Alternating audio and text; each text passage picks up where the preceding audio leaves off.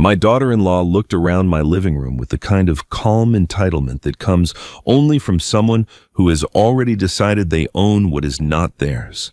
She smiled softly, the kind of smile people wear when they have rehearsed their lines, and said, "Your house is lovely. My parents will take the upstairs. My sister and her kids will take the downstairs. It's your duty to take them in." My son stood beside her, silent eyes lowered as if he were a guest in my home and not the child I had raised under this very roof. For a moment the world felt very still. I heard the clock ticking behind me, the faint hum of the refrigerator, the sound of my own heartbeat.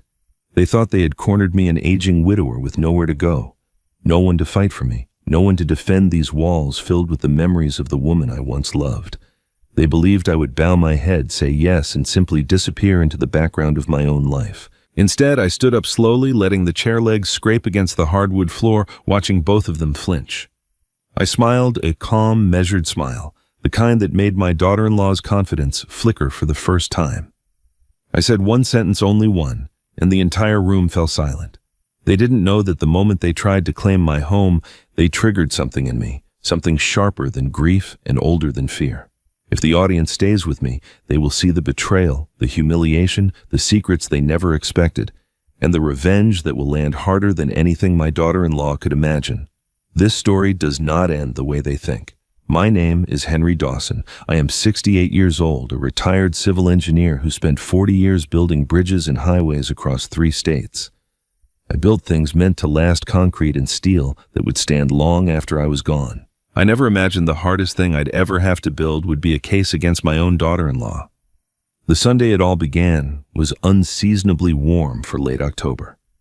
I had just returned from visiting Linda's grave, where I'd spent an hour pulling weeds from around her headstone and telling her about the changing leaves she always loved.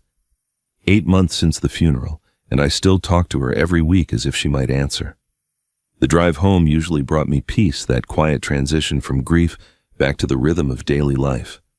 But when I turned onto our street that afternoon, peace was the last thing waiting for me. 3 cars sat in my driveway. I recognized Andrew's sedan, but the others were unfamiliar, a silver SUV and a black luxury vehicle that screamed money spent to impress. My pulse quickened as I pulled in behind them. Through the living room window I could see figures moving, shadows passing back and forth like they owned the place. I found them in the kitchen, not just Andrew and Samantha, but her entire family, Mark Whitmore with his golf tan and country club swagger, Carol with her appraising eyes cataloging every surface, and Julia, Samantha's younger sister, already opening cabinets as if taking inventory. They were walking through my home, touching Linda's things, discussing the layout like prospective buyers at an open house. "Henry?" Samantha spotted me first. Her smile was wide and warm, the kind that never reached her eyes. "We didn't expect you back so soon. Come sit down. We have wonderful news." I didn't sit. I stood in the doorway of my own kitchen, watching strangers claim territory that wasn't theirs to claim. "Your house is lovely, Henry," she continued, gesturing broadly at the space Linda had decorated with 35 years of love. "My parents have been looking at places nearby, but why bother when there's so much room here? Mom and Dad will take the upstairs bedroom, the one with the nice bathroom. Julia can have the guest room. You won't even notice they're here." The words hung in the air like a declaration of war wrapped in silk. I looked at my son. Andrew stood behind his wife's shoulders, hunched eyes fixed on the tile floor. He wouldn't look at me, couldn't look at me. In that moment, I saw the boy who'd once followed me to job sites, asking endless questions about load-bearing walls and foundation depths. That curious boy had become a man who couldn't meet his father's gaze while his wife dismantled everything we'd built. Carol Whitmore stepped forward, her voice dripping with practiced concern. "We're just thinking of you, Henry. A man your age alone in this big house, it's not safe. We're family. Family takes care of each other." I watched Samantha exchange a glance with her mother, quick and knowing. There was something rehearsed in their movements, their words, the way they'd positioned themselves around the room. This wasn't a spontaneous visit. This was an occupation planned and coordinated while I was talking to my dead wife about autumn leaves. And then I remembered. 3 months before Linda died, when the cancer had already begun stealing her strength, she'd gripped my hand with surprising force. "Henry, listen to me. If anything happens to me, find the blue envelope in my jewelry box. Promise me you won't open it unless you truly need it." I'd promised, confused and heartbroken, attributing her urgency to the medication or the fear of leaving me alone. I'd forgotten about that envelope until this very moment, standing in my kitchen, surrounded by vultures wearing family smiles. I looked at each of them in turn. Mark's arrogance, Carol's calculation, Julia's entitlement, Samantha's barely concealed triumph, and Andrew, my son, still staring at the floor. Then I smiled. It wasn't a warm smile. It was the smile of an engineer who'd just identified a structural flaw that everyone else had missed. What I said next made Samantha's smile freeze. But what I didn't say, what I was already planning, would eventually destroy everything she'd built. They moved in 48 hours later as if my silence had been an invitation. I'd said nothing that Sunday afternoon except a single sentence, "This is my home and I decide who lives in it." But Samantha had only laughed, patting my arm like I was a confused child who didn't understand how the world worked. By Tuesday morning, suitcases lined the hallway and the Whitmore family had claimed every spare inch of space Linda and I had built together. Carol started with the kitchen. I came downstairs to find her emptying cabinets, sorting Linda's carefully organized dishes into piles she deemed worthy or worthless.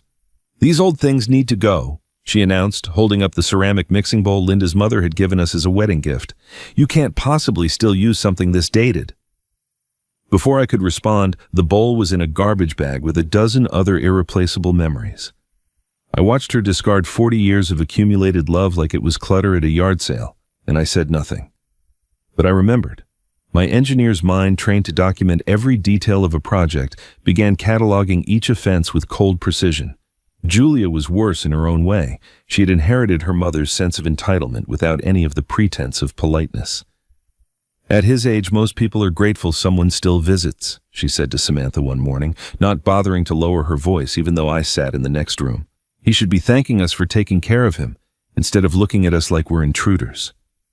They laughed together, and the sound echoed through the house Linda had filled with warmth for 35 years. Mark Whitmore treated me like a tenant who hadn't paid rent. He commandeered my recliner, changed the television to his preferred channels, and left his golf magazines scattered across the coffee table where Linda's books used to rest.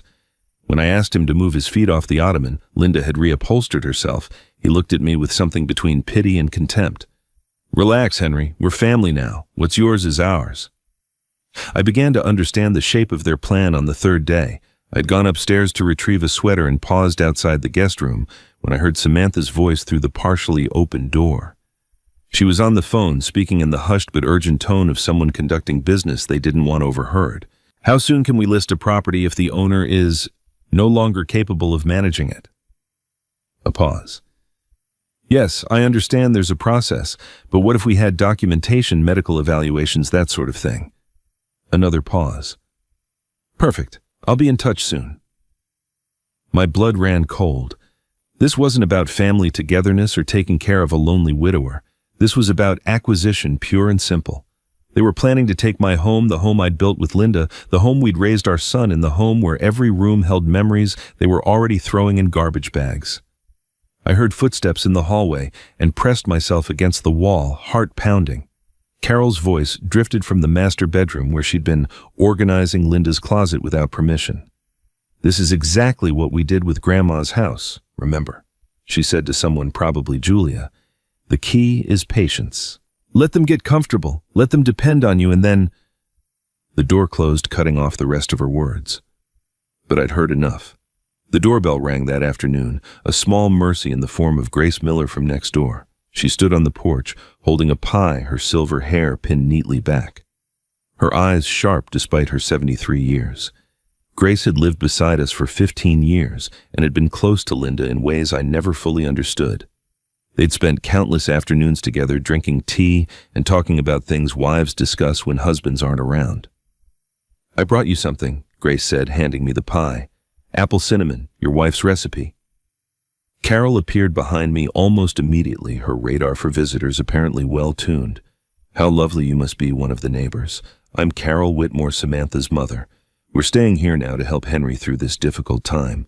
Grace's expression tightened almost imperceptibly, a flicker of something I couldn't quite read passing across her face. She looked past Carol directly at me. "Your wife taught me this recipe when we were girls," she said quietly. "I thought you might like something familiar." The phrasing struck me as odd. When we were girls.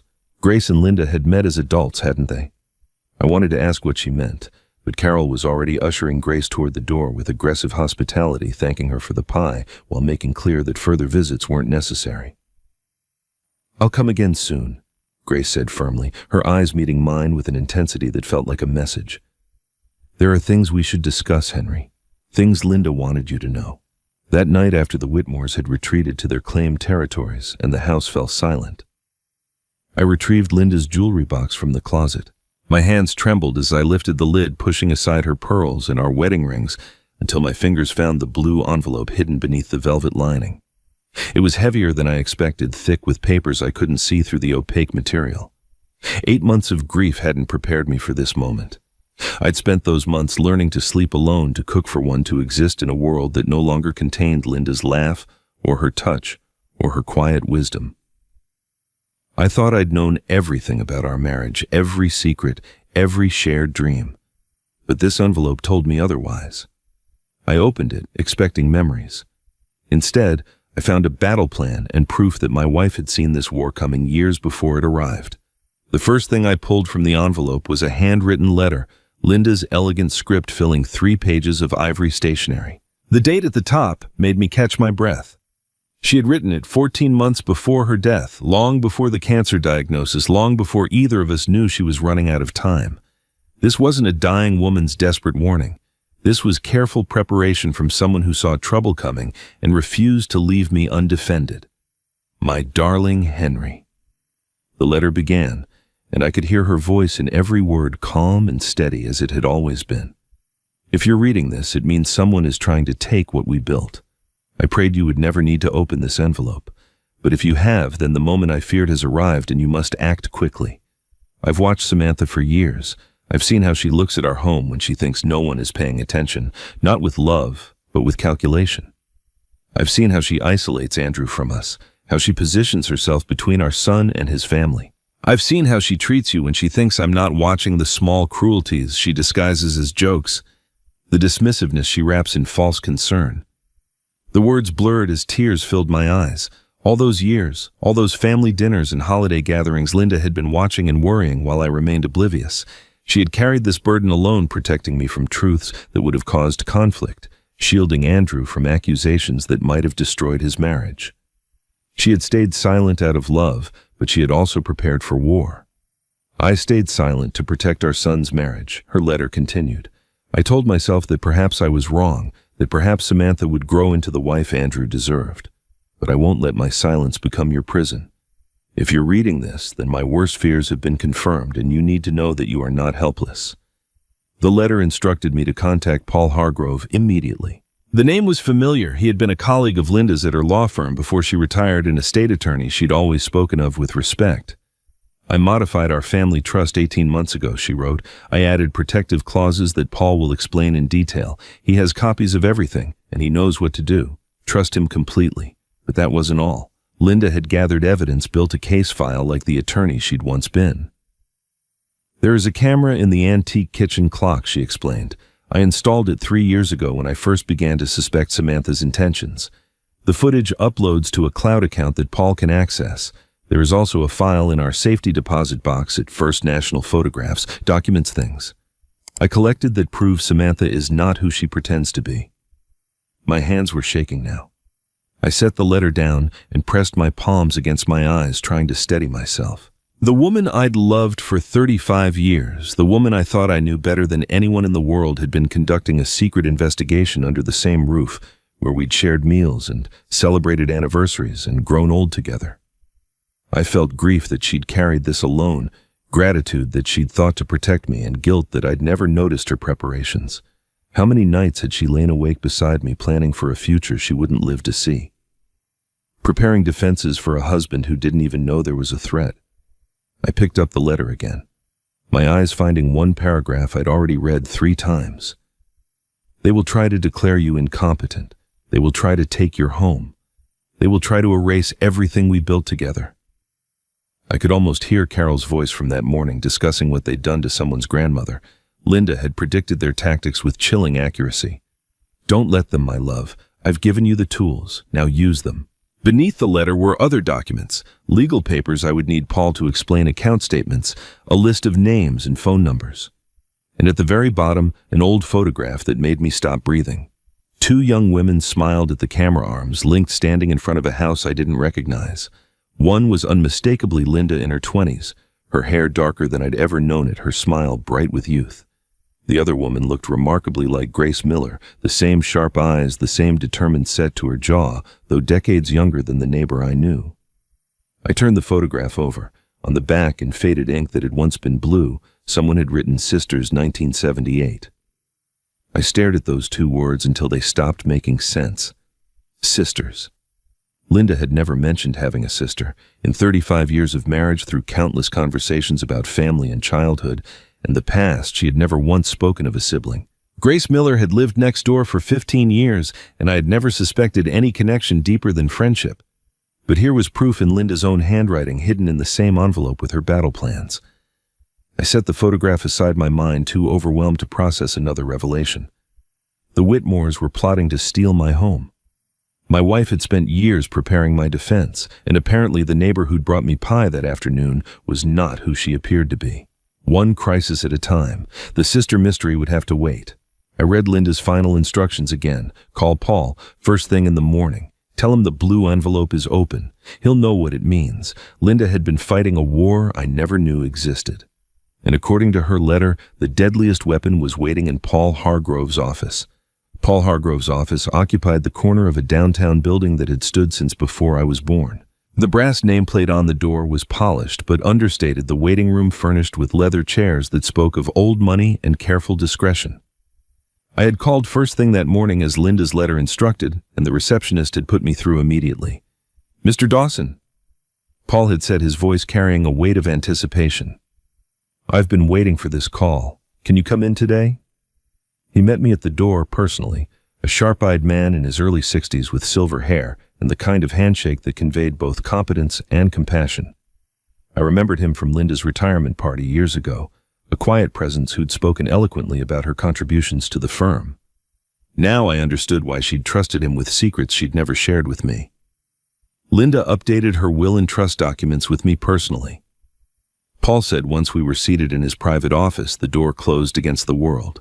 She came to me 18 months before she passed, long before the diagnosis. She was worried, Henry. She didn't want to alarm you, but she also didn't want to leave you vulnerable. He reached into his desk drawer and produced a thick manila folder, its label typed in neat capitals, Dawson Protection File. The folder was at least 2 inches thick, stuffed with documents and photographs, and what appeared to be professional reports. He slid it across the desk toward me.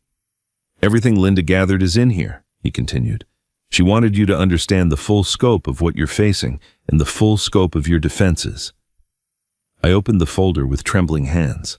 The first document was a professional investigator's report, complete with a licensed letterhead and a case number. My eyes caught the date 6 months before Linda died, when she was still healthy, still strong, still keeping this terrible secret. She had hired someone to follow Samantha, to document her movements, to uncover truths that would shatter our family if they ever came to light. The report was devastating. Over a 3-month surveillance period, the investigator had documented Samantha meeting with a divorce attorney on 4 separate occasions. She had also met twice with a real estate appraiser, once at our home while Linda and I were supposedly out of town.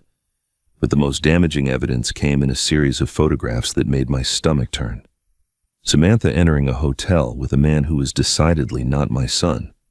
Timestamps showing she'd stayed for hours, the same hotel appearing 3 different times across 3 different weeks. "She was planning to divorce Andrew," Paul said quietly, watching my face as I absorbed the implications.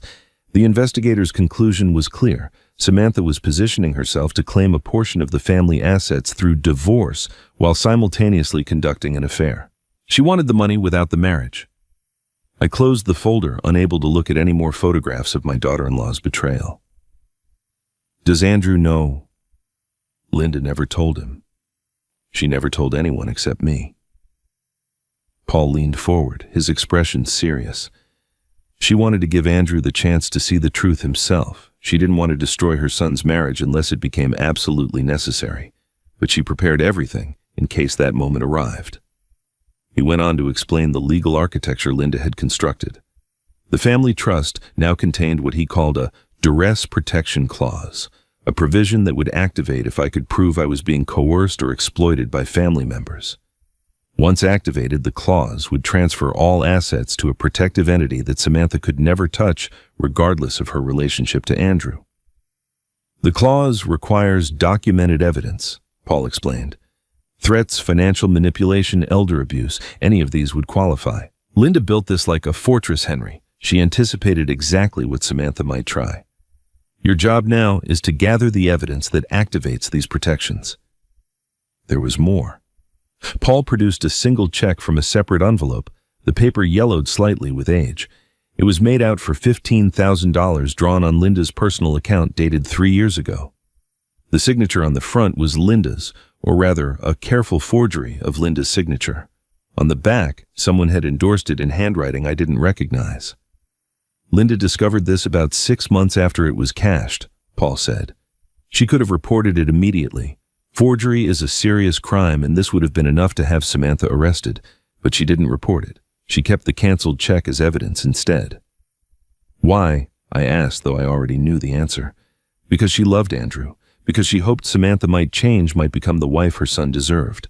Because she didn't want to be the one who destroyed that marriage. Paul's voice softened. She was protecting everyone, Henry. You, Andrew, even Samantha in a way. She gave her every chance to become a better person, but she also made sure that if Samantha chose the other path, there would be consequences. I sat in silence, the weight of Linda's preparations pressing down on me. She had spent years building a case, gathering evidence, consulting lawyers, hiring investigators, all while smiling at family dinners and keeping peace for our son's sake. The sacrifice of it overwhelmed me. The love behind it broke my heart. What do I do now? I finally asked. Paul closed the folder and pushed it toward me. You go home. You watch. You document everything they do and say. Linda mentioned a camera. She told me it would capture what you need, and when you have enough evidence, you bring it to me, and we activate the clause that protects everything you and Linda built together. I left Paul's office with a folder full of ammunition and a dead wife's faith in my ability to use it. But the next discovery would come from the most unexpected source, a camera Linda hid in plain sight. The antique clock had hung on the kitchen wall for 20 years. Linda's grandmother had brought it from England, a beautiful piece with a brass face and hand-painted flowers that had faded to a soft patina over the decades. I had walked past it 10,000 times without giving it a second thought. Now I stood on a step stool, my heart pounding as I carefully lifted it from its hook and examined the back. The camera was smaller than I expected, a modern device no larger than my thumb professionally installed behind a false panel that blended seamlessly with the original woodwork. A tiny lens peered through what I had always assumed was a decorative flaw in the clock face. Linda had turned a family heirloom into a surveillance system, and no one had ever suspected. I carried my laptop to the bedroom, locked the door against the Whitmores who had taken over the rest of my home, and entered the login credentials Linda had included in her letter. The cloud storage account contained nearly 3 years of footage, organized by date, each file representing hours of kitchen activity captured without anyone's knowledge. My wife had been watching recording building evidence for a battle she knew might come. The early footage showed nothing remarkable: Linda and me having breakfast, Andrew and Samantha visiting for Sunday dinners, the ordinary rhythms of family life. But as I moved forward through the timeline, the tone shifted. Samantha's mask began to slip in moments when she thought only Linda was watching. The first clip that made my stomach turn was dated 18 months ago. Samantha stood at the counter while Linda sat at the table, visibly weaker from the early stages of her illness. "You're just going to die and leave us nothing useful, aren't you?" Samantha's voice dripped with contempt. "All this house, all this property, and it's going to be tied up in trusts and complications. You could make this easy, you know. You could just sign things over now while you're still competent." Linda said nothing. Her hands folded in her lap, her face a mask of patient endurance. I found another clip from around the same period, this one featuring Carol Whitmore. She and Samantha sat at the kitchen table while Linda napped upstairs, their voices low but clearly audible. "Once she's gone, the old man will be easy," Carol said with casual cruelty. "Men that age fall apart without their wives. He'll be confused, dependent. We'll move in to help, and within 6 months we'll have power of attorney. Within a year, the house." Samantha nodded, making notes on her phone, treating the destruction of my life like a project plan. I documented timestamps, saved critical clips, and forced myself to keep watching even as bile rose in my throat. Each piece of footage was another piece of evidence, another brick in the wall Linda had built to protect me. I owed it to her to see everything she had seen, to know what she had endured in silence. Then I found the footage from 8 months ago, just 3 weeks before Linda died. The kitchen was dim-lit only by the light above the stove. Linda sat alone at the table, her face gaunt from the cancer that was stealing her from me, her hands wrapped around a cup of tea that had long gone cold. For a long moment she simply stared at nothing, her eyes red-rimmed and distant. Then she began to cry, silent, shaking sobs that she muffled with her hand, even though she thought no one could hear. "I'm sorry, Henry," she whispered to the empty room. "I'm sorry I can't tell you, but I have to protect you my way." You would confront them and they would twist it, and Andrew would have to choose. I can't make our son choose between his father and his wife, so I have to do this alone. Please forgive me, my love. Please understand. I closed the laptop and wept. For 10 minutes I sat on the edge of the bed where Linda had taken her last breath and cried harder than I had at her funeral. She had suffered alone to spare me pain. She had watched our daughter-in-law plot against us, listened to threats and cruelty, and never said a word because she wanted to protect our family. The courage it must have taken, the loneliness she must have felt. When the tears finally stopped, something had changed inside me. The grief remained, but it had transformed into something harder, colder, more focused. Linda had given me weapons. Now I would use them. I called Paul that evening and described what I had found. He walked me through the process of securely transmitting the most damaging clips to his encrypted server, his voice growing grimmer with each file I sent. "This establishes a clear pattern of elder disrespect and financial exploitation," he said when the transfer was complete. "Combined with the investigator's report and the forged check, we're building an airtight case. Keep the camera running. Let them keep talking. They're building our case for us." I followed his advice. The Whitmores had no idea they were being watched, no idea that every cruel comment and whispered scheme was being captured and cataloged. I moved through the house like a ghost, compliant and quiet, letting them believe they had already won. The camera had captured 3 years of cruelty, but the footage I found the next morning revealed something far worse, a crime that could send Samantha to prison. The footage was dated just 4 days earlier, captured while I was at a routine doctor's appointment. I had told the Whitmores I would be gone for 2 hours, enough time for the examination and the drive across town. I never imagined what Samantha would do with those 2 hours. The kitchen camera had a partial view of the hallway leading to my home office, and I watched Samantha glance around the empty house before disappearing down that corridor. She emerged 20 minutes later carrying her phone, her expression satisfied in a way that made my skin crawl. I couldn't see what happened inside the office, but I could hear her phone call clearly as she passed through the kitchen. "I have what we need," she said to whoever was on the other end. "His signature is simple enough to copy just a few loops and a sharp downstroke. We can have the letter of intent ready by next week. Once he's declared incompetent, no one will question it." She laughed at something the other person said. "Don't worry, by the time anyone realizes what happened, it'll be too late to contest." My hands were shaking as I closed the laptop.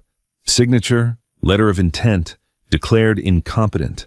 She wasn't just planning to push me aside, she was planning to forge legal documents that would strip me of everything Linda and I had built together. I went to my office immediately, closing the door behind me and locking it for the first time since the Whitmores had invaded. My filing cabinet stood against the wall, its contents supposedly private, supposedly secure. I pulled open the drawer where I kept important documents, the deed to the house, insurance policies, tax records, and began searching for anything that didn't belong. I found it near the back, filed between old utility contracts, as if it had always been there. A single page, professionally formatted, bearing the heading, "Letter of Intent Regarding Property Transfer." The document stated that I, Henry Robert Dawson, wished to transfer ownership of my family home to my son Andrew William Dawson and his wife Samantha Grace Whitmore Dawson, upon determination of diminished mental capacity by a licensed physician. It was dated 3 weeks ago and bore my signature at the bottom. Except I had never seen this document before. I had never signed it, and on the date printed at the top I had been in the hospital for a minor cardiac procedure, sedated and monitored, physically incapable of signing anything. The forgery was excellent, I had to admit that much, Whoever had copied my signature had studied it carefully, capturing the loops and angles that made it distinctive. But it wasn't perfect. The pressure was wrong, too consistent, lacking the natural variation of a real signature. And the date was a fatal error, one that any investigation would immediately uncover. Then I noticed the second signature line at the bottom of the page. Under the heading, Witness, someone had signed Andrew's name. My heart sank. Had my own son participated in this fraud? Had Samantha convinced him to help forge documents that would steal his father's home? I stared at Andrew's signature, looking for answers in the loops of ink, and slowly I began to see something wrong. The letters were shaky, uneven, as if written by a hand that wasn't entirely steady.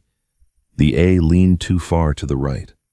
The final letter trailed off weakly, lacking the confident stroke that characterized my son's handwriting. I thought back to 3 weeks ago, searching my memory for anything unusual. Andrew had mentioned something in passing, a rough night he'd called it, when Samantha had insisted they stay for dinner and kept refilling his wine glass until he could barely walk to the car. I had assumed it was just an evening that got away from them. Now I understood. She had gotten him drunk deliberately, probably shoved a pen in his hand and guided it across the page while he was too impaired to understand what he was signing. My son hadn't betrayed me. He'd been used just like I was being used, just like Linda had been used. Samantha had turned Andrew into an unwitting accomplice to federal fraud. I photographed everything, the forged document, the signatures, the filing cabinet where it had been hidden. I photographed the hospital discharge papers that proved I couldn't have signed anything on that date. Then I sent it all to Paul Hargrove, my hands still trembling with a mixture of rage and vindication. His response came within the hour. This is elder fraud, Henry. Combined with the forged check from 3 years ago, we're looking at a clear pattern of criminal behavior.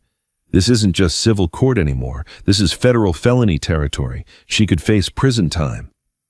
He paused, and I could hear him thinking through the legal strategy. But I need one more piece. I need something directly from Samantha's mouth, a verbal threat or admission that we can present to the court. Written evidence can be contested, but if she says the words herself on recording, there's no defense. Can you get that? I thought about the camera still running in the kitchen, capturing every conversation. I thought about Samantha's arrogance, her certainty that she had already won. She would slip eventually. People like her always did. I can get it, I said. Good. Push her buttons if you have to. Make her feel threatened. People who think they're in control tend to say things they shouldn't when that control is challenged. I agreed and ended the call, already planning my next move. The trap was being set, baited with patience and precision.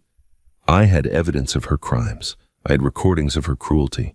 But the next revelation would come from the woman next door, and it would change everything I thought I knew about my own family. Grace Miller's invitation came the next morning, delivered in person, while the Whitmores were distracted by a phone call about their delayed furniture shipment.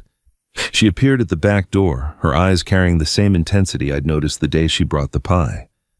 "Come to my house for tea this afternoon," she said quietly. "There are things we need to discuss, things Linda wanted you to know." She pressed a key into my hand. "Use the back gate. They don't need to see where you're going." I slipped away at 3 o'clock, crossing through the garden gate that connected our properties, a gate Linda had insisted we install years ago, though I'd never understood why she wanted such easy access to the neighbor's yard. Now that small detail, like so many others, took on new meaning. Grace's living room stopped me in my tracks. Photographs covered nearly every surface on the mantel, the end tables, the walls, and in picture after picture, I saw Linda. Linda as a teenager with long dark hair. Linda in her 20s wearing a graduation gown. Linda on her wedding day, radiant in white lace. I moved from frame to frame, my confusion growing with each image. Why would our neighbor have so many pictures of my wife? It's time you knew the truth, Henry. Grace stood in the doorway to the kitchen, a tea tray in her hands, watching me study the photographs. She set the tray down and gestured for me to sit, then lowered herself into the chair across from me, with the careful movements of someone carrying a heavy burden. "Linda wasn't just my friend," she said softly. "She was my younger sister.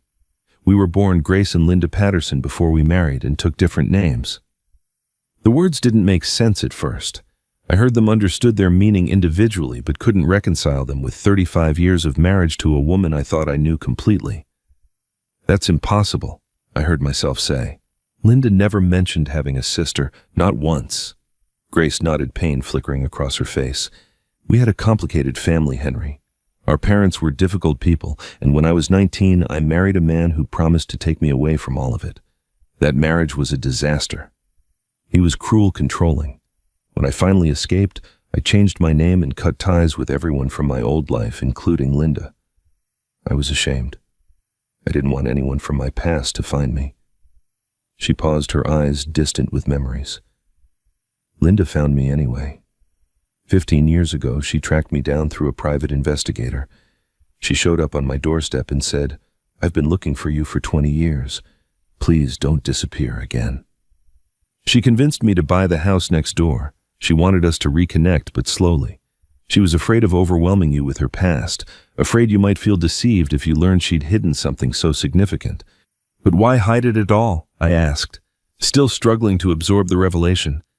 Because she was ashamed too, Grace said gently. Ashamed that our family was so broken that she'd lost her only sister for so long. She kept meaning to tell you, kept waiting for the right moment. And then she got sick, and suddenly there was no time left for old secrets. All that mattered was protecting you from what was coming. Grace reached beneath the coffee table and produced a thick binder, its pages filled with photographs, handwritten notes, and printed documents. When Linda knew she was dying, she made me promise to watch over you. She told me everything about Samantha, about the investigator, about the trust.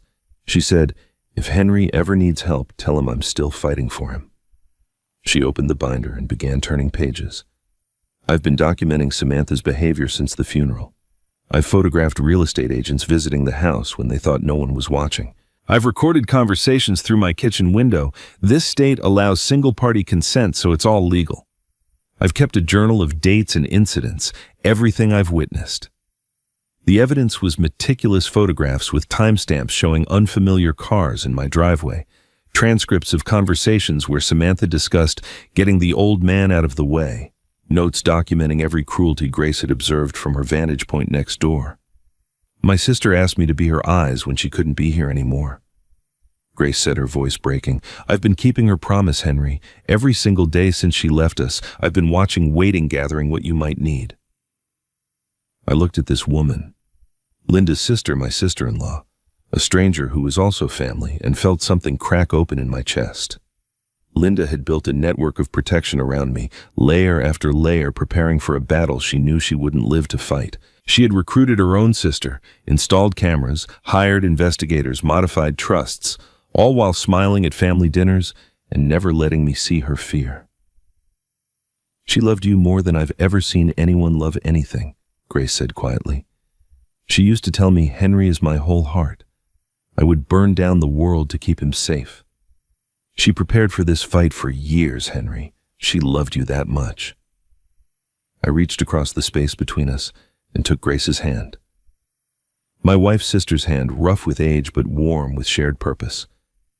Thank you, I said, for keeping her promise, for being here. We'll finish what she started, Grace replied firmly. Together. I had Linda's sister in my corner and evidence from every direction. But when I planted a seed of doubt in Andrew's mind, I didn't expect it to grow so quickly or bear such bitter fruit. The seed I planted was small but deliberate. I left the forged check, the one Linda had discovered 3 years ago, on my desk in the home office, partially visible beneath a stack of utility bills. It was positioned exactly where someone rifling through papers would notice it, where the signature and the amount would catch their eye before they could look away. I knew Samantha wouldn't be the one to find it. She avoided the office now, perhaps sensing that her earlier trespass had been somehow detected. But Andrew still came in occasionally to use the printer, still maintained some connection to the space where he'd done homework as a teenager. He found it on a Thursday afternoon. I heard his footsteps pause in the hallway, heard the rustle of papers being moved, then silence. When he emerged from the office 10 minutes later, his face was pale and his jaw was tight. He walked directly to the kitchen, where Samantha was instructing her mother on the proper arrangement of my pantry. I positioned myself in the living room, close enough to hear, but not close enough to seem obvious. What is this? Andrew's voice was controlled but strained. I heard the check being placed on the counter. A pause. Then Samantha's voice, smooth as silk. Oh, that. Your mother gave me that money as a gift, years ago when we were struggling with the down payment on our first apartment. She wanted to help with our finances, but Didn't want to embarrass you by making it seem like charity. Mom never mentioned it. Of course she didn't, sweetheart. That was the whole point. She wanted to spare your pride. Samantha's tone shifted to gentle condescension. You know how she was, always taking care of everyone behind the scenes. The conversation ended there, Samantha redirecting attention to dinner plans and Carol's opinion on spice racks. But I had seen Andrew's face as he walked past the living room doorway, and what I saw gave me hope. He had accepted the explanation on the surface. But beneath that acceptance, something was working, some small engine of doubt that hadn't been there before. He didn't look at me as he passed, but his steps had slowed, as if he was carrying a new weight he hadn't expected. That evening, long after the Whitmores had retreated to their claimed territories, I heard a soft knock on my bedroom door. Andrew stood in the hallway, still dressed in his work clothes, though he'd been home for hours. His eyes were red-rimmed, his hands jammed into his pockets like a teenager called to the principal's office. "Dad, can we talk?" I opened the door wider and let him in. He didn't sit on the chair I offered, instead pacing the small space between the bed and the window, unable to keep still. Finally, he stopped his back to me, staring out at the darkened yard. "Did Mom ever mention giving Samantha money? Large amounts, I mean. $15,000 or more." I chose my words carefully, knowing that what I said next could push him toward the truth or drive him further into denial. "Your mother kept detailed records of every dollar she spent, meticulous records. You know how she was. I've gone through all of her financial documents since she passed, and I've never seen any record of gifts to Samantha. Not 15,000, not any amount." Andrew's shoulders stiffened. He didn't turn around, didn't respond for a long moment. When he finally spoke, his voice was barely above a whisper. "The signature on that check looked strange. Not quite right. I noticed that too." He turned then, and I saw something in his eyes I hadn't seen in years, the beginning of clarity, painful and unwelcome, but impossible to ignore. "I need to think," he said, and left without another word. Over the following days, I watched my son transform. It wasn't dramatic or sudden. Andrew had spent too many years avoiding conflict for that. But the changes were unmistakable to a father who knew him. He began watching Samantha with new eyes, his gaze tracking her movements across the room, his expression flickering whenever her stories didn't quite add up. He noticed how she interrupted me, how she rolled her eyes when I spoke, how her voice hardened when she thought no one was listening. He started coming home from work earlier, finding excuses to be in whatever room I occupied. Sometimes he sat with me on the porch as evening fell. Neither of us speaking, just sharing space the way we used to when he was a boy. The wall between us, the one Samantha had spent years constructing, was developing cracks. I could see him struggling, torn between the wife he'd committed his life to and the truth that was slowly becoming impossible to deny. One afternoon, while searching through Linda's belongings for documents Grace had mentioned, I found an old brochure tucked between pages of a photo album. It advertised lakeside cabins in Vermont, the same area where Linda and I had always talked about retiring. "Wouldn't it be wonderful," she used to say, "a little place by the water where we could watch the sunset every evening?" We'd never made it there. Life kept getting in the way. Work, family obligations, the 1,000 small delays that push dreams into the future until suddenly there's no future left. On the margin of the brochure, in Linda's handwriting, were 2 words: "Our dream someday." I set the brochure aside, my chest tight with regret for the life we'd never gotten to live. Another casualty of time's relentless march, another plan that would remain forever unfulfilled. I couldn't know then what that brochure truly meant, what Linda had done in secret to make our someday real. That revelation would come later, after the battle was won. For now, there were more immediate concerns. Andrew was waking up slowly but surely, and Samantha could sense it. I saw her watching him with narrowed eyes, saw her increasing efforts to keep him close, to isolate him from me. She knew something had shifted, even if she didn't understand what Andrew was starting to see cracks in the woman he married. But Samantha had one more move to make, one so cruel, so calculated that it would force everyone to choose sides once and for all. The footage that changed everything was captured on a Tuesday morning while I pretended to nap in the living room. Samantha had grown careless, assuming that an old man dozing in a recliner couldn't possibly be a threat. She stood in the kitchen, phone pressed to her ear, speaking in the hushed but urgent tone of someone conducting business they didn't want overheard. The camera caught every word. "Dr. Warren, thank you for taking my call. I need documentation that my father-in-law is showing signs of cognitive decline. She paused, listening. Yes, confusion, memory problems, inability to manage his own finances. He's been getting worse since my mother-in-law passed. We're concerned he might hurt himself or make decisions that aren't in his best interest. Another pause. I understand what I'm asking. My mother will compensate you appropriately for your time and expertise. We just need an official evaluation on record. I sat frozen in the recliner, my eyes closed, my heart hammering against my ribs. She was scheduling a fraudulent medical evaluation, laying the groundwork to have me declared incompetent.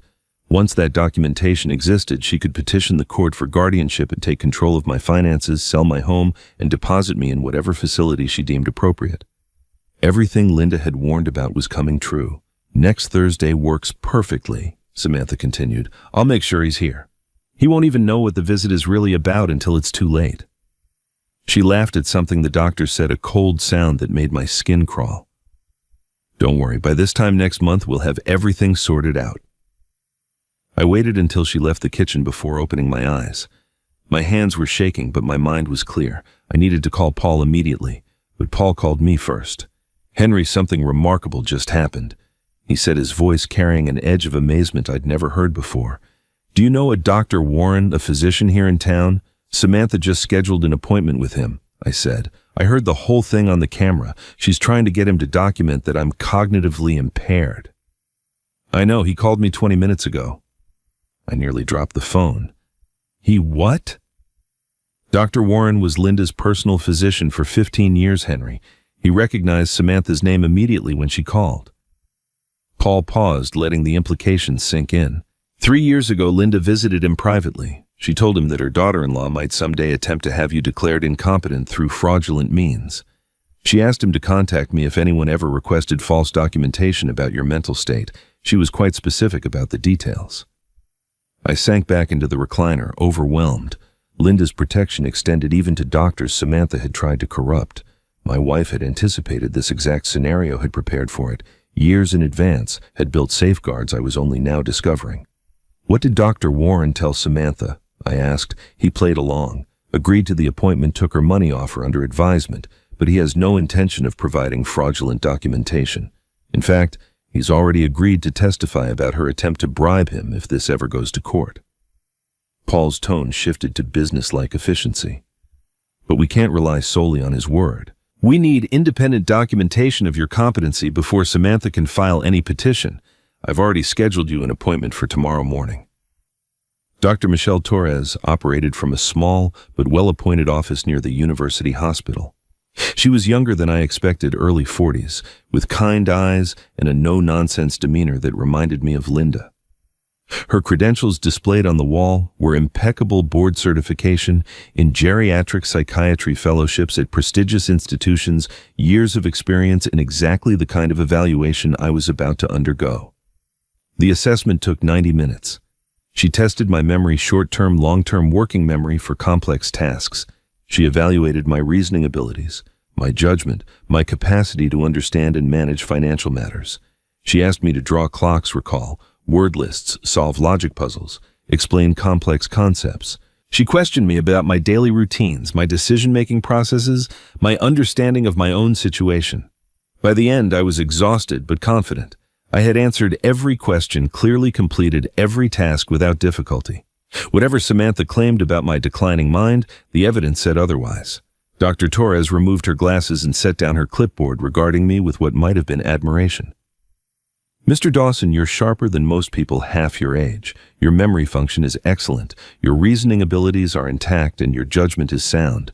There is absolutely no indication of cognitive impairment. She smiled slightly. If anything, you're operating at a higher level than many professionals I've evaluated. I'll provide a notarized report you can use in any legal proceeding. No court in the country would find you incompetent based on my assessment.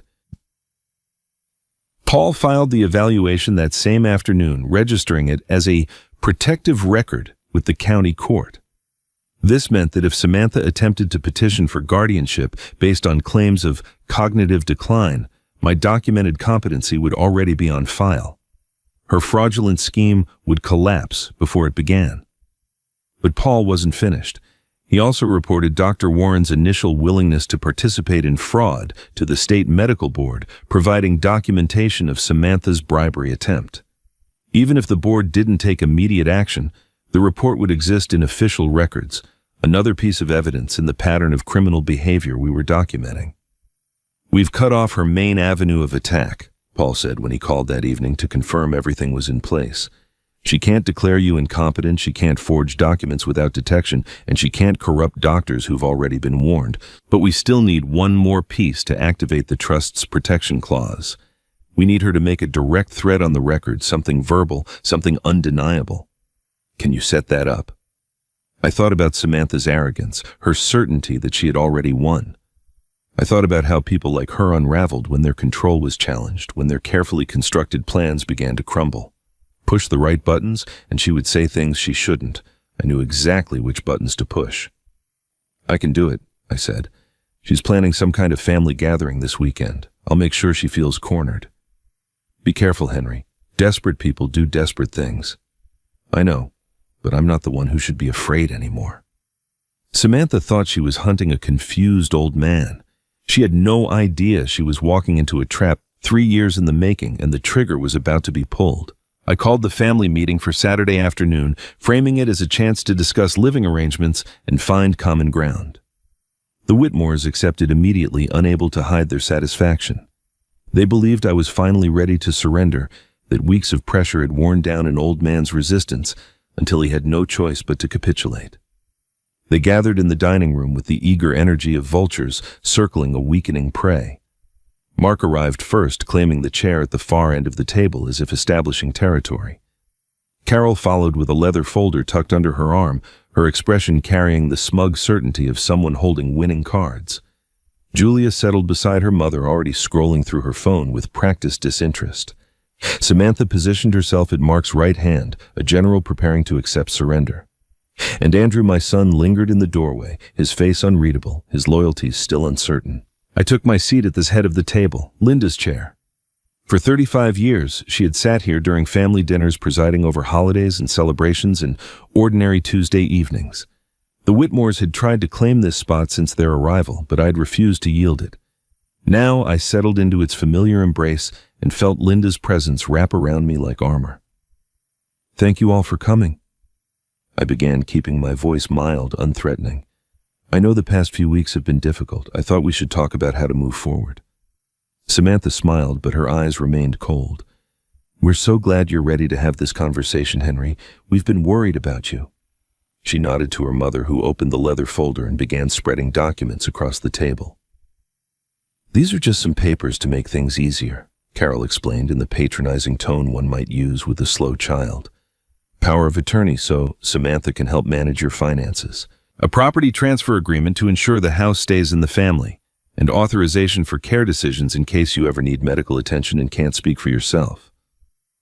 I looked at the documents without touching them. Each one was a chain designed to bind me, a lock meant to cage me in my own home. Power of attorney would give Samantha control of my bank accounts. The property transfer would sign away the house Linda and I had built together. The care authorization would let them commit me to a facility whenever they deemed it convenient. "These are serious documents," I said carefully. "I'd need time to review them with my own attorney." Mark leaned forward, his golf-tanned face creased with false concern. "Henry, we're family. You don't need outside lawyers complicating things. Just sign where Carol marked and we'll take care of everything." "There are some excellent nursing facilities nearby," Julia added without looking up from her phone. "Mom and I toured one last week. Very clean. They have bingo nights." Carol placed a pen beside my hand. "It's time to face reality, Henry. You're not young anymore. You shouldn't be rattling around this big house alone. We're offering to help to take the burden off your shoulders. Don't be stubborn about this." I pushed the pen away gently. "I appreciate your concern, but I'm not ready to sign anything today." The temperature in the room dropped.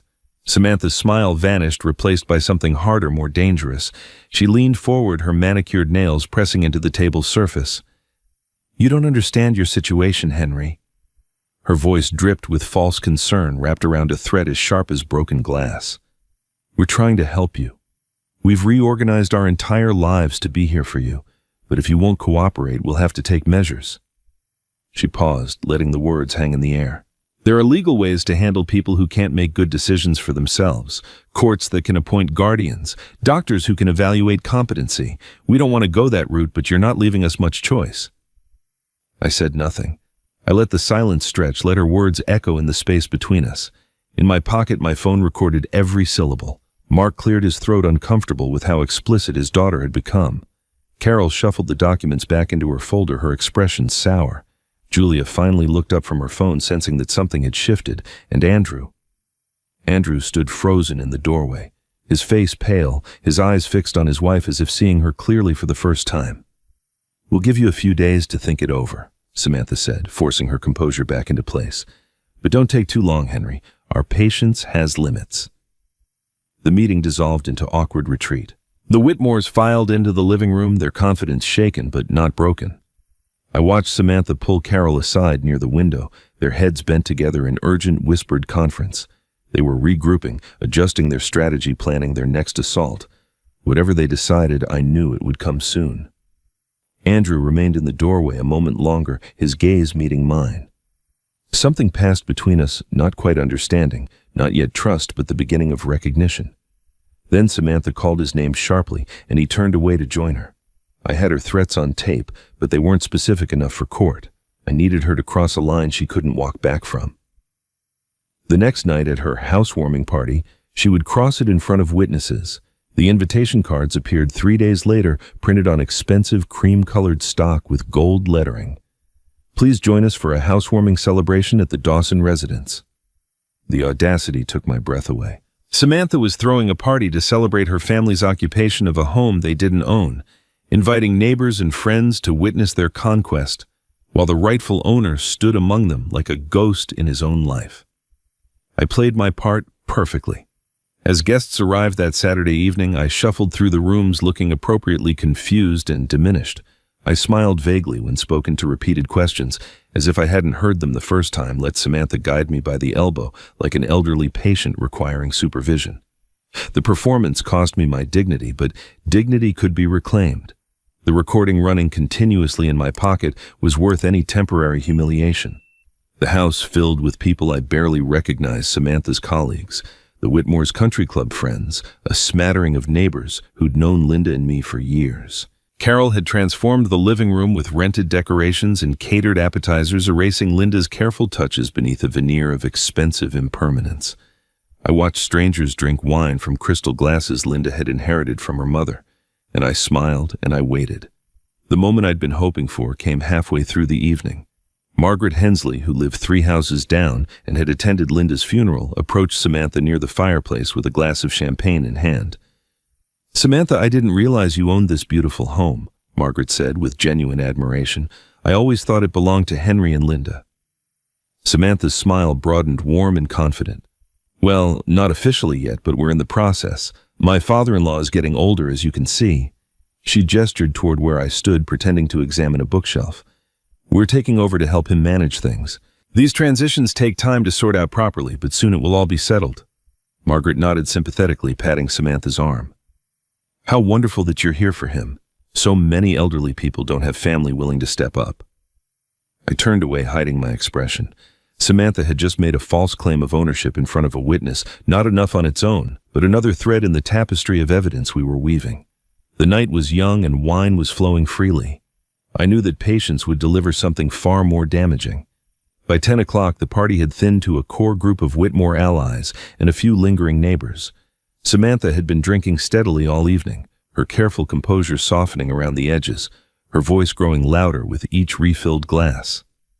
I positioned myself in the kitchen, ostensibly tidying up, knowing she would find me eventually. Frustrated people seek out the source of their frustration. I simply had to wait. She appeared in the doorway 20 minutes later, a half-empty wine glass in her hand, her eyes glittering with suppressed anger. The mask she wore in public was slipping, revealing the predator beneath the polished surface. She glanced behind her to ensure we were alone, then stepped closer, her voice dropping to a venomous whisper. "Listen carefully, old man." I looked at her with the same mild, confused expression I'd worn all evening. My hand rested casually in my pocket, touching the phone that was capturing every word. "You're going to sign those papers." She jabbed a finger toward my chest, stopping just short of contact. I'm done playing nice. I'm done waiting for you to come to your senses. You have until the end of the month, and then we're doing this the hard way. The hard way? I asked, keeping my voice quavering, uncertain. We'll have you declared incompetent. The doctors, the courts, it's all just paperwork when you know the right people. She stepped closer, still close enough that I could smell the wine on her breath. We'll put you in the worst nursing home we can find. Someplace where they park old men in wheelchairs and forget about them. And then we'll sell this house and everything in it, every piece of furniture, every photograph, every pathetic memento of your precious Linda. She paused, her lips curling into something that might have been a smile if there had been any warmth behind it. This is your last warning, Henry.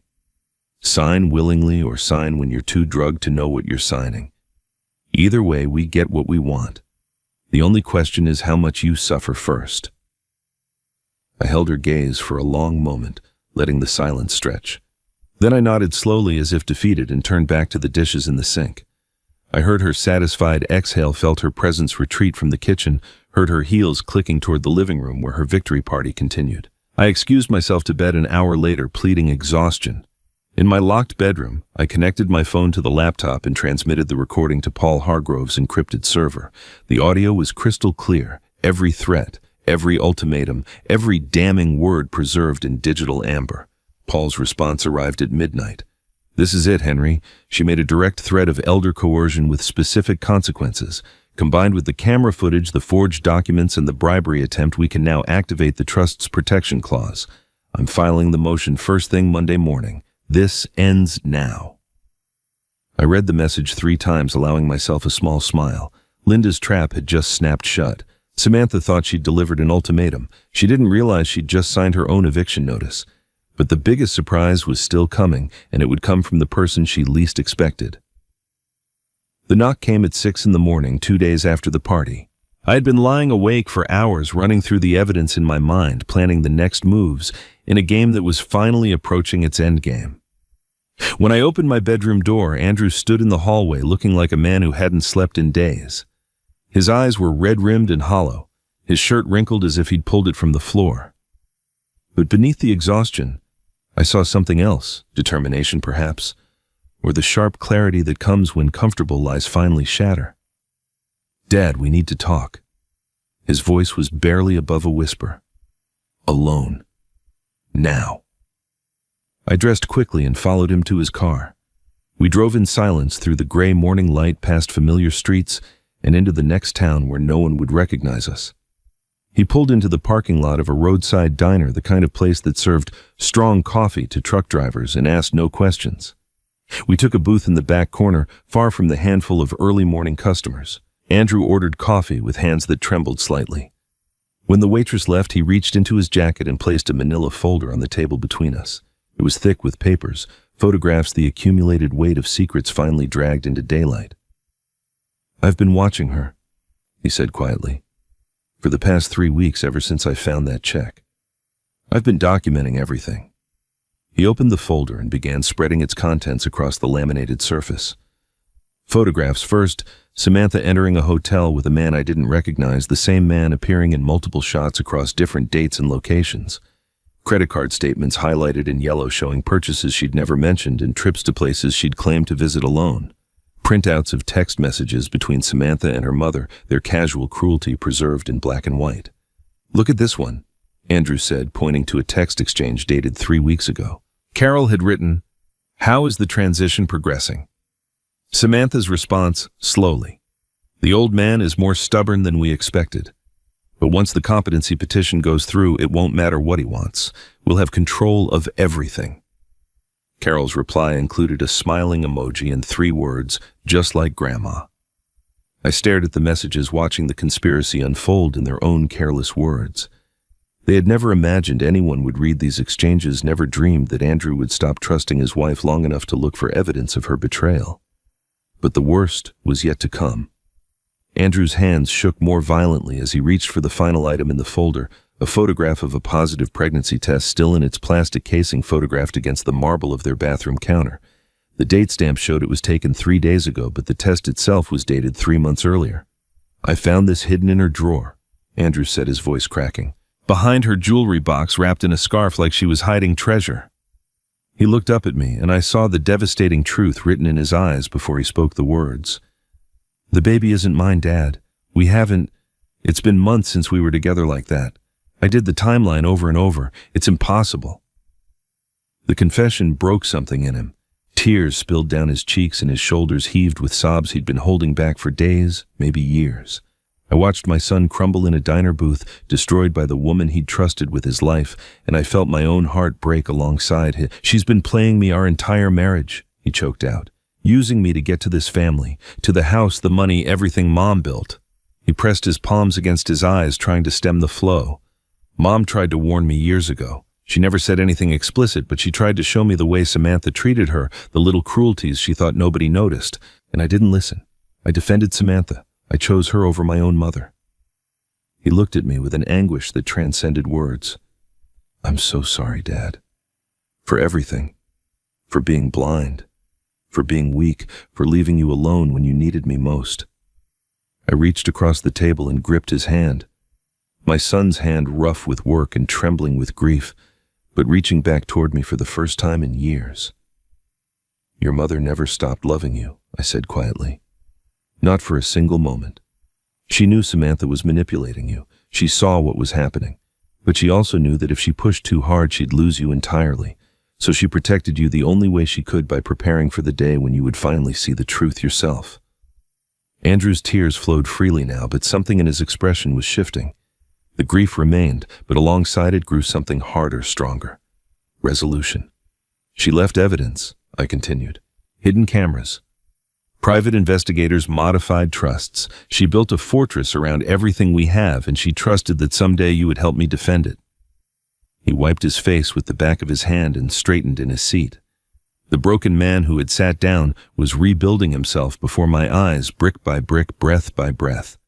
Then let's finish what Mom started, he said. Together. For a long moment we simply sat there, father and son, decades of distance collapsing in the space between heartbeats. The wall Samantha had built between us, carefully constructed over years of manipulation and isolation, had finally crumbled. Whatever came next, we would face it as a family. My son had come home. Together we had enough evidence to end this war, but when the sheriff arrived at our door, even I wasn't prepared for how completely Samantha's world would collapse. Monday morning arrived with the precision of a well-engineered structure finally bearing its intended load. I had barely finished my first cup of coffee when the doorbell rang its chime, cutting through the quiet house like a starting pistol.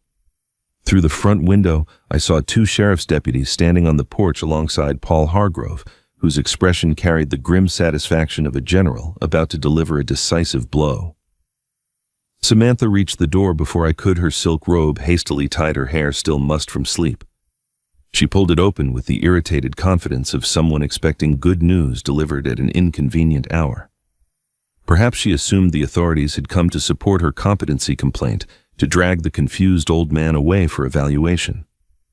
Her smile was already forming when Paul stepped forward and handed her a sheaf of official documents. Mrs. Whitmore Dawson, I'm serving you with an emergency protective order signed by County Judge Harrison this morning. Paul's voice was calm, professional, utterly without mercy. You and your family are ordered to vacate this property within 7 days. Additionally, you're subject to a restraining order requiring you to stay 500 feet from Mr. Henry Dawson pending a hearing on elder abuse charges. For a moment, Samantha simply stared at the papers in her hands as if they were written in a language she didn't understand. Then the words penetrated, and I watched her carefully constructed reality begin to shatter like glass striking concrete. This is impossible, she breathed. There's been a mistake. The chaos erupted behind her before she could finish. Carol appeared in the hallway, took one look at the deputies, and began screaming that this was all a misunderstanding, that they needed to speak to someone in charge, that her family had connections who would sort this out immediately. Mark pushed past his wife, his face purple with rage, threatening to sue the sheriff's department, the judge Paul Hargrove, and anyone else within reach of his fury. Julia burst into tears on the stairs, her phone already pressed to her ear as she called someone, a lawyer perhaps, or a friend who might somehow reverse the tide that was washing away their plans. The deputies remained calm throughout the storm, The older one, a gray-haired man with the patient demeanor of someone who'd seen worse, explained that failure to comply with the order would result in immediate arrest. He suggested they begin packing and make arrangements for alternative accommodations. His partner handed Carol a copy of the protective order and stepped back to observe the proceedings with professional detachment. Andrew appeared in the doorway to the kitchen. He was fully dressed, his expression set in stone. Samantha turned to him, her eyes desperate. "Andrew, tell them this is insane. Tell them your father has lost his mind. We need to fight this together." My son met her gaze without flinching. "No," he said quietly. "We don't." Something flickered in Samantha's face, recognition perhaps that her last ally had abandoned her. The desperation curdled into rage, and she whirled back toward me with fury blazing in her eyes.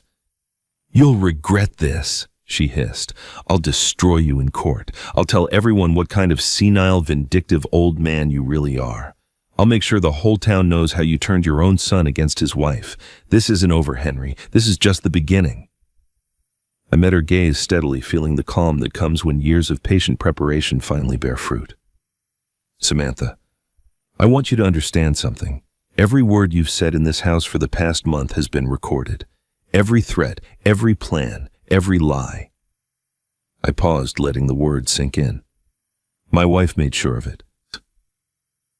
The color drained from her face so quickly I thought she might faint. Her mouth opened, closed, opened again. For the first time since I'd met her, Samantha Whitmore Dawson had nothing to say. She looked around the room, at the antique clock on the kitchen wall, at the smoke detector in the hallway, at every innocent object that might have concealed a watching eye, and I saw understanding dawn in her expression. She had been caught. Completely. Utterly. Irrevocably. The next 2 hours passed in a blur of frantic packing and barely contained hysteria. The Whitmores threw belongings into suitcases and garbage bags, their earlier arrogance replaced by desperate efficiency. The deputies supervised from doorways, ensuring no property was damaged and no confrontations escalated beyond angry words. Carol paused once to stare at me with pure hatred, but she said nothing. Even she understood that silence was now her only defense. Andrew and I retreated to the kitchen, away from the chaos. He filled the coffee maker while I found the mugs Linda had always used for special occasions. Delicate china with painted flowers that hadn't seen daylight since her funeral. We stood at the counter together, father and son, sharing our first domestic moment in years. The simple act of preparing coffee felt like a ritual of reclamation, a quiet declaration that this was still our home. Through the window, I watched moving boxes pile up in the driveway. The Whitmores loaded their rented SUV with the debris of their failed conquest, their faces tight with humiliation. Samantha emerged last, carrying a designer bag and the tattered remains of her dignity. She looked back at the house once at me standing in the window, and I saw a promise of vengeance in her eyes. But for the first time since Linda's death, I felt something other than grief or fear. I felt hope. The Whitmores were leaving, but Samantha wasn't finished fighting. She hired a lawyer and filed a countersuit, a desperate gamble that would force everything into open court. It was exactly what we were waiting for. The courtroom smelled of polished wood and old paper, the accumulated weight of countless judgments rendered within its walls. 3 weeks had passed since the eviction, 3 weeks during which Samantha had regrouped, hired an expensive attorney from the city, and launched her counterattack. She was suing me for wrongful eviction and intentional infliction of emotional distress, claiming I had manufactured evidence and manipulated my own mentally declining mind to destroy an innocent woman's reputation. It was a bold strategy born of desperation and funded by whatever remained of the Whitmores' resources. It was also a catastrophic miscalculation. The gallery was packed with local observers drawn by whispered gossip about the Dawson family war. I recognized neighbors, former colleagues of Linda's, even the woman from the grocery store who always asked about my health.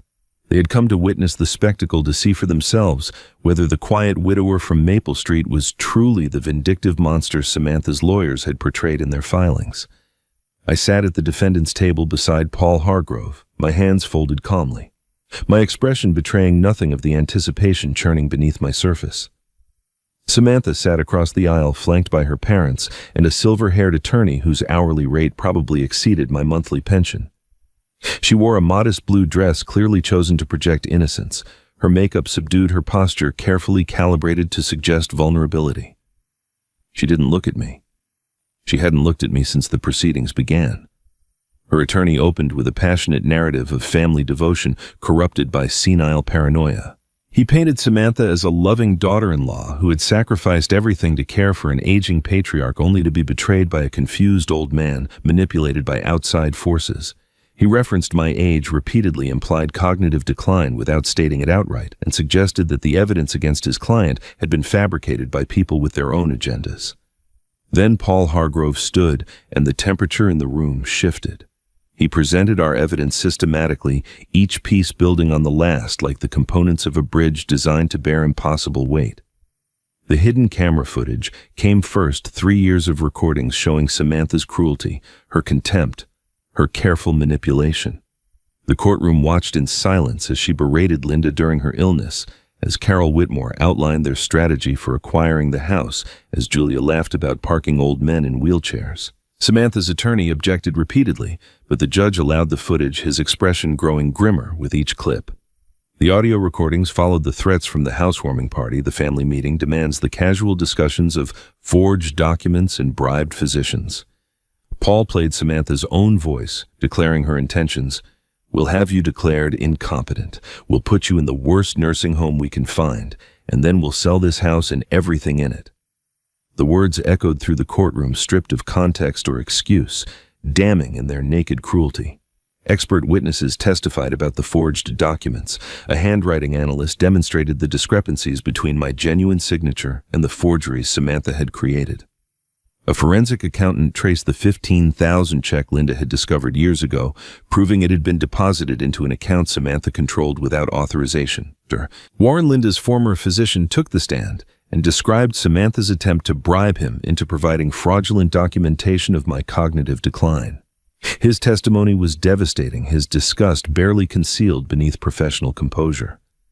Finally, Paul presented my certified competency evaluation from Dr. Torres, establishing beyond any reasonable doubt that my mind was sharp, my judgment sound, and my decisions entirely my own. The narrative Samantha's attorney had constructed of a confused old man manipulated by shadowy forces collapsed under the weight of documented truth. But the moment that silenced the courtroom came when Paul called an unexpected witness. "Your Honor, the defense calls Grace Miller." Murmurs rippled through the gallery as Grace rose from her seat and walked steadily to the witness stand. She wore a simple gray dress, her silver hair pinned back, her expression carrying the calm dignity of someone who had waited a long time for this moment. Samantha's attorney objected to the surprise witness, but the judge overruled him, clearly invested in seeing where this testimony would lead. Paul approached the stand with measured step. "Ms. Miller, would you please state your relationship to the deceased Linda Dawson?" Grace took a breath, her eyes finding mine for just a moment before she spoke. "She was my sister, my younger sister. We were born Grace and Linda Patterson before we married and took different names." The courtroom erupted. Samantha's attorney shot to his feet, demanding explanations, objecting on grounds he seemed to be inventing on the spot. The judge gavelled for order, but the damage was done. Every observer in the room understood that Linda's protection of her husband had extended further than anyone had imagined. Grace continued her testimony over the noise. "Linda asked me to protect her husband if anything ever happened to her. I've been documenting Mrs. Whitmore Dawson's behavior since my sister's funeral. Photographs, recordings, a journal of incidents. Everything I witnessed from my home next door." She presented her evidence corroborating what Paul had already established and adding new details that painted an even more damning picture. By the time she stepped down from the stand, Samantha's case had been reduced to rubble. The judge's ruling came swiftly and severely. He dismissed Samantha's lawsuit with prejudice, ensuring she could never refile the same claims. He found her liable for elder abuse fraud and forgery, ordering restitution and legal fees totaling over $200,000. He issued a permanent restraining order, barring her from any contact with me or my property. And in his final statement, he referred the forgery evidence to the district attorney for potential criminal prosecution. Samantha sat motionless as the judgment was read, her face a mask of disbelief. When the bailiff approached to escort her from the courtroom, Carol Whitmore let out a sob that echoed off the high ceilings. Mark stared straight ahead, his arrogance finally broken. They led their daughter away, and she never looked back. Not at the judge, not at the gallery, not at Andrew, who sat on his father's side of the courtroom with tears streaming down his face. I should have felt triumphant. I should have felt vindicated. But as the observers filed out and the courtroom emptied, I felt strangely hollow.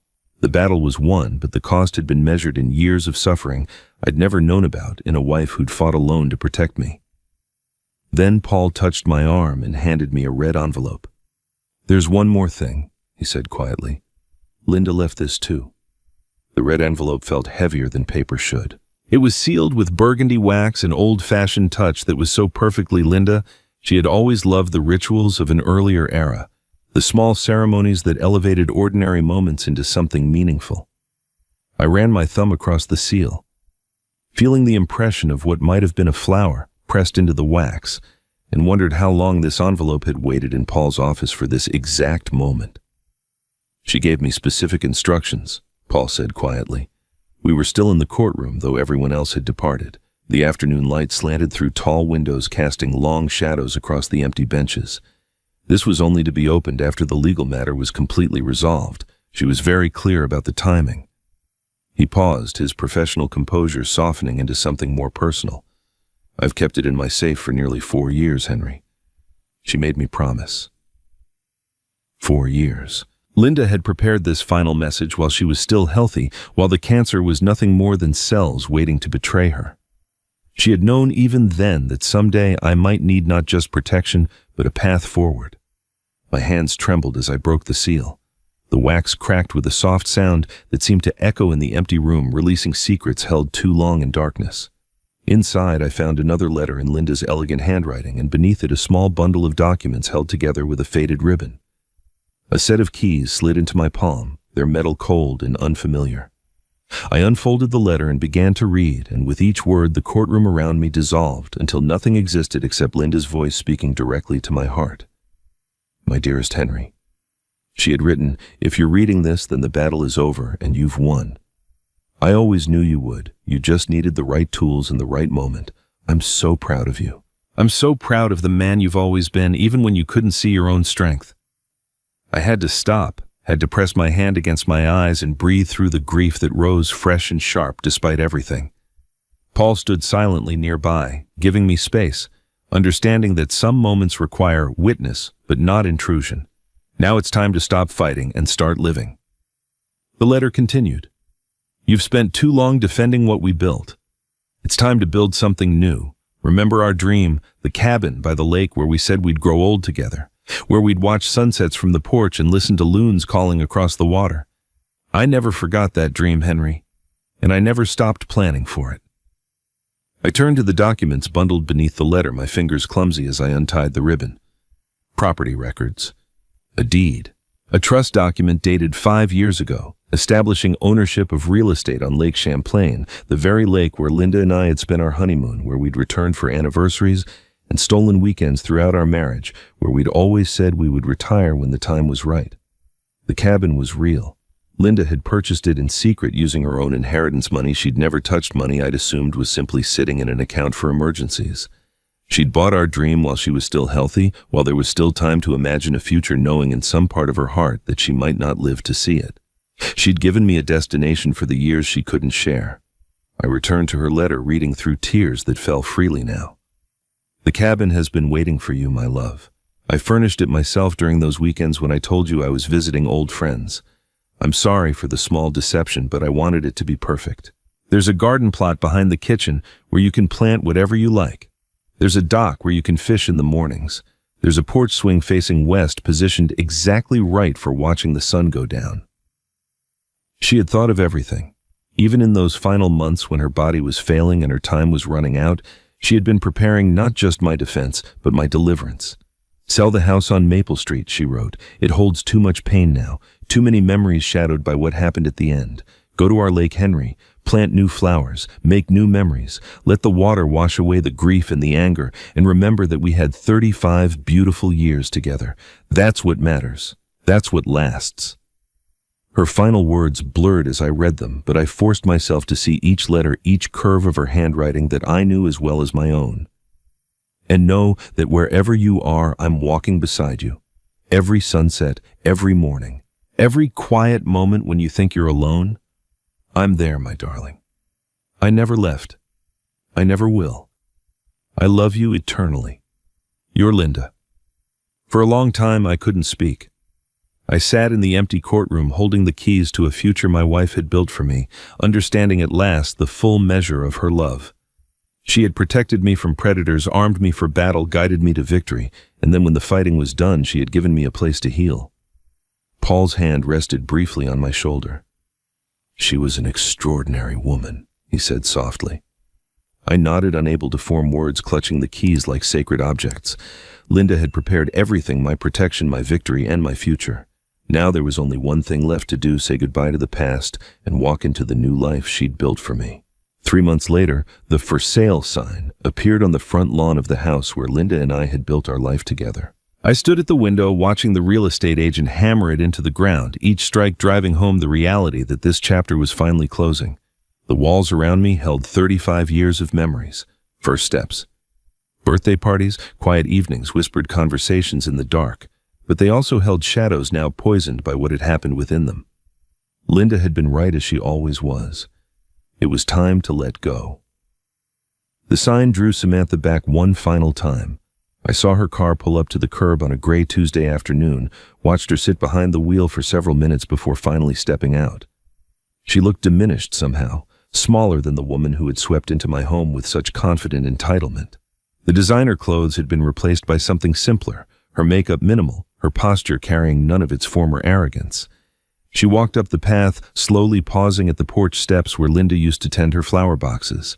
I met her there, standing in the doorway of a home that would soon belong to strangers. I came to apologize, she said, though her eyes still held that calculating gleam I had learned to recognize. Maybe we can work something out, for Andrew's sake. He shouldn't have to lose his childhood home because of mistakes I made. I studied her for a long moment. This woman who had tried to steal everything I loved, who had plotted and schemed and lied with such practiced ease. Perhaps she believed her own performance. Perhaps she had convinced herself that one final manipulation might salvage something from the wreckage. But I was no longer the confused old man she had tried to bury.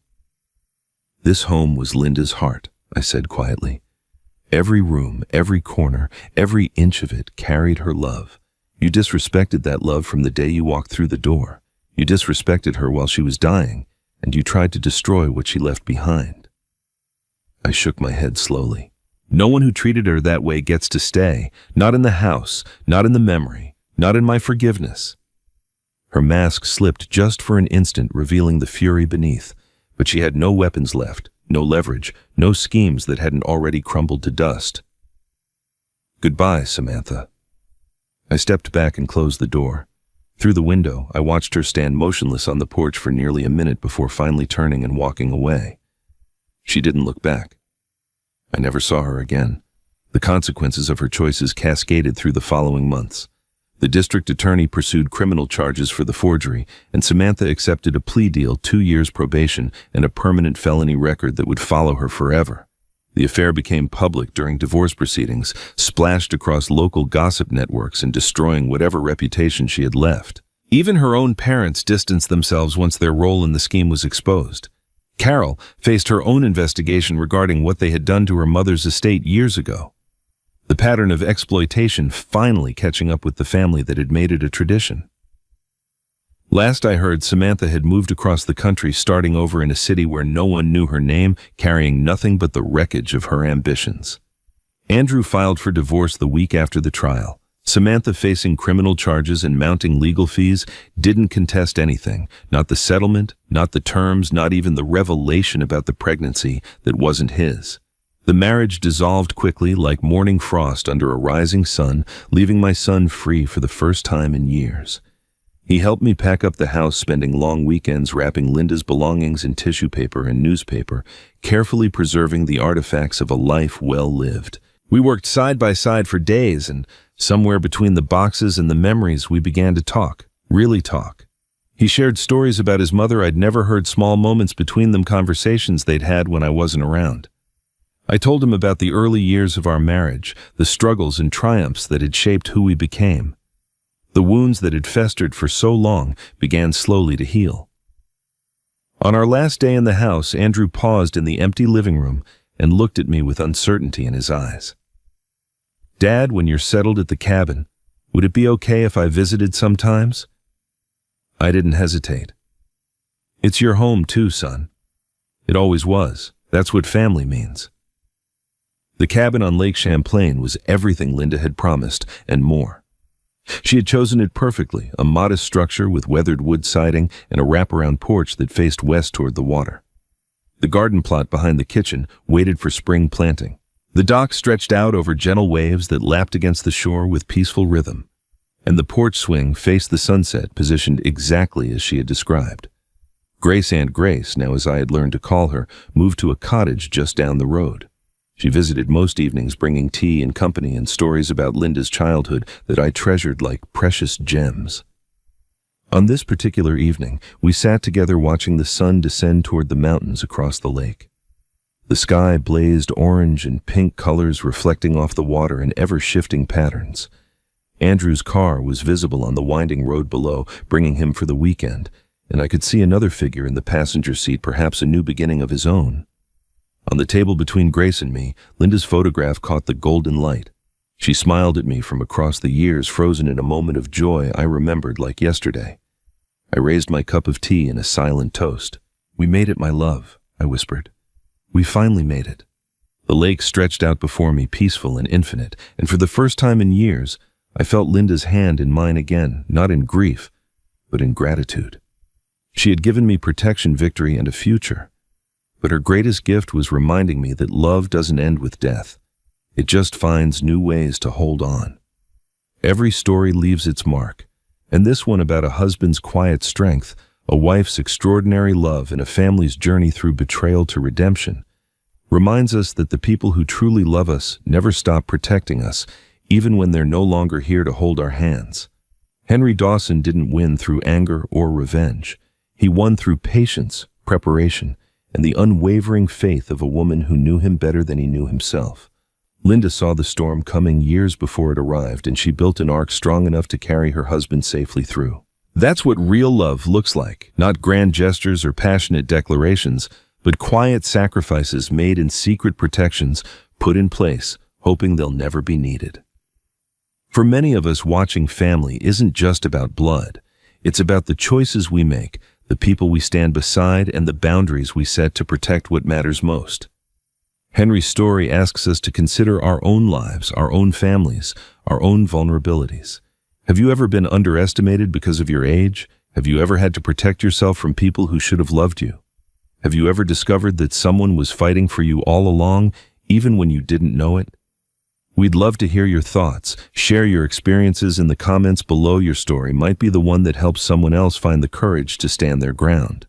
If this story moved you, subscribe for more tales of family justice and the quiet power of those who refuse to be broken. And remember, sometimes the greatest strength isn't fighting back. It's knowing exactly when and how to let the truth speak for itself. 맛집 탕방 가지?